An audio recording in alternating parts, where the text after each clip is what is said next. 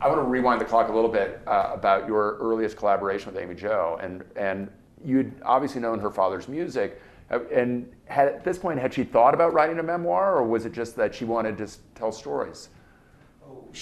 I think she wanted to, and I think she was having a hard time sitting down and doing it.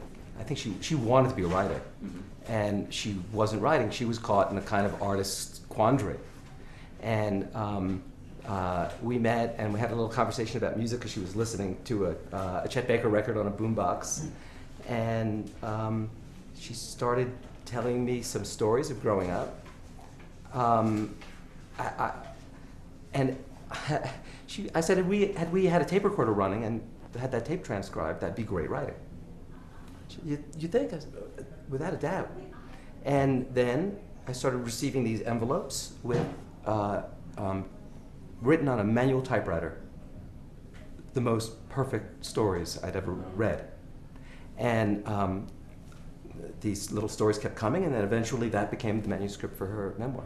And at what point do you start looking at it not as somebody reading a fascinating story, but as material for a potential film? Immediately.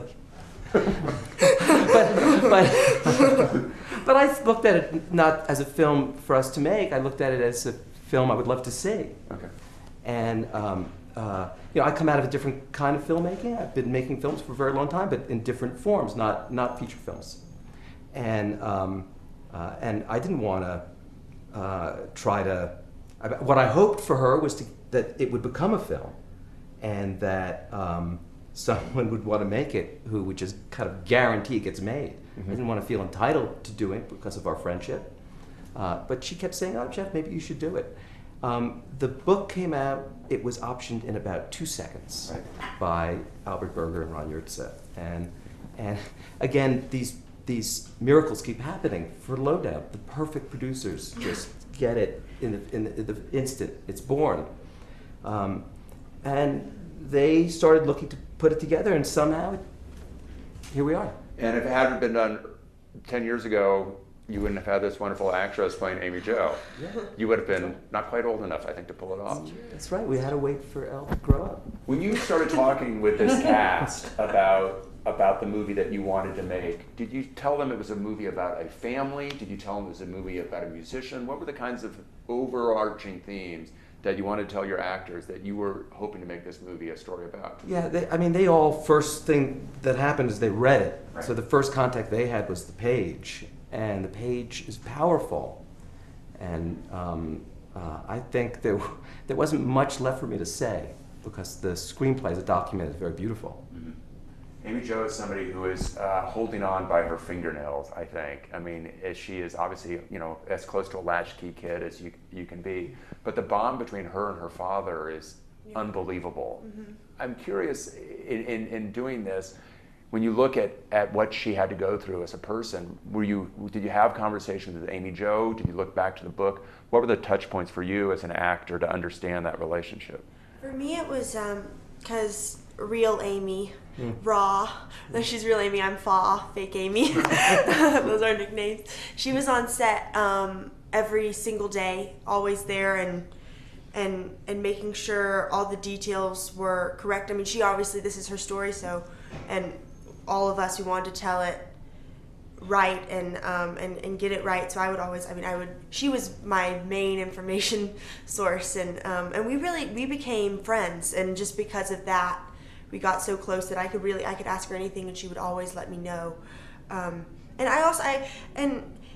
Amy, what I like about this is some kids, you would think they'd be mad at their father or angry and like resent him and like this, that's so not the case. Like she loves him so much and thinks that he's the best guy in the entire world, even though he's very troubled, but she understands that. She understands and kind of she knows why he's doing it, and she hates it, but she still loves him and doesn't resent him for it at all. And she's a survivor in that way. She's just coping, and he's kind of the only person she has. I mean, her mom, her and him and Gran. Mm-hmm. Flea, how did you come into the movie? They sent me the script.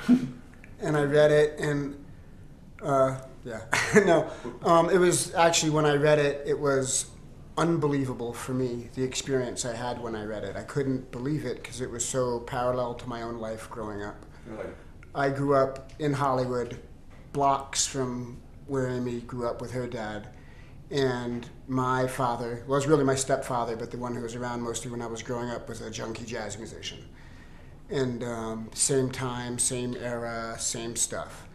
And I couldn't believe it. It was like, and then like Amy also, there were like personal things that happened in our lives afterwards, like getting into the punk rock scene and, in LA and stuff. But so I was really excited about just the way it resonated with me personally. I mean, it blew me away. I was just like reduced to tears just the second I picked up the script. But beyond that, the jazz musicians of that time that I grew up respecting and loving and admiring so much, and have always been, for me, the benchmark in music. Like, I'm a rock musician, but like I always aspire and I know what great is, and I grew up seeing these guys, like the scene in the movie where they're playing in the apartment where they're jamming, like at the times when my family was functional, that was what it was like every Sunday at my house. My mom would cook, they'd get booze, they'd have drugs, and they would jam. All the jazz musicians would come over, all the LA dudes, and they would jam all day long. And when I was a little kid, I remember like rolling around on the floor, like laughing, like, oh my God, what is this? How do they do this? It was the most miraculously magical thing that I could imagine happening, how they played this music. And it's really bittersweet because those guys, all these guys that grew up, sorry, did I just spit? Sorry. It happens. Yeah. Through your front teeth. Yeah, I'll be done in a second, but it's just these guys, they're all this era of jazz musicians who grew up loving the great bebop musicians of the 40s, 50s, early 60s. And come the 70s, there were these guys, and especially the ones that they didn't really change with the time, they didn't feel the need to. They had mastered this, like one of the most highest art forms that works on like such an intellectual and spiritual and animal level. This incredible art form, and here they were, and no one cared. Right. And they didn't have a vehicle. They're like playing like, cruise ships and hotel lobbies, playing, garbage music. And so it was a real quandary for them. And a lot of them, had drug problems and stuff. But just so that the fact that there was a movie about these guys and about that era of jazz was so exciting to me, that would exist, and even just shine a little light on them, And Amy Jo loves the music. I mean, obviously she loves her father unconditionally, but she loves the music as much as any of the musicians do. Yeah, and she grew up with it, like always listening to it, and so that was kind of her life. It surrounded her, so. Did Amy Jo Glenn tell you a little bit about her grandmother and about that relationship? Absolutely. The first, I guess I read the script first before the book, and then I had lunch with Jeff and Amy, and she told me about her grandmother, and then I read the book and was very moved. And there's that one page that kind of talks about Gran, but there's not that much. So my process of finding out about her was just sitting down and say, tell me everything. What did she wear?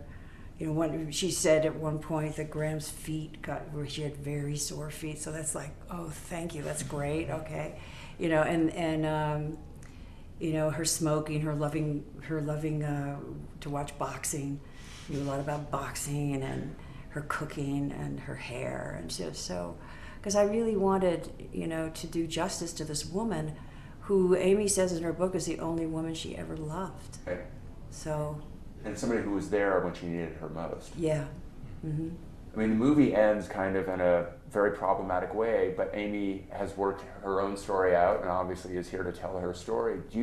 Any of you, do you think this is ultimately, in terms of what it has to say about family and survival, an optimistic film? I mean, I know it's very truthful in terms of the story you're trying to tell. How do you hope people feel kind of coming away from it? I think it is optimistic. I mean, because I think basically she survived, right. And she survived to have the courage to tell her story, which then will inform people. And it's about the resilience of children. And a lot of times the most creative people have had really tough backgrounds, and it does something, I think, to the human spirit. You do survive. You're scarred, and there are things that you probably deal with for the rest of your life. But it has put something in your in your soul that is important to communicate. And I think she's one of those people. I think she's a true artist, Amy, and I think she's as good with the written word as her dad was on the piano. I don't know how you can improve on what Glenn just said. That was beautiful. Thank you guys so much for coming in and taking time to talk about your film. It was really a pleasure to meet all of you and see you again, Glenn. Thank you again. Thank you. Thank you.